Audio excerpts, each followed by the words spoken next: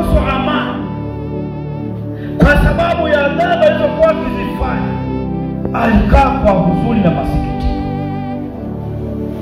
Sasa siku moja Yesu amekaribishwa na mtu mmoja, akaenda kwenye nyumba ya mtu mmoja ili alichakula. Bwana asifiwe sana. Mwambie mwenzako, nakaribisha watu wale chakula kwako.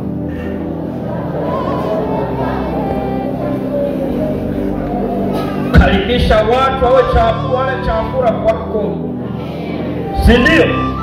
Sio mwaka mzima na umaliza watu hawajala chakula kwako. Wewe ni mtu wa namna gani?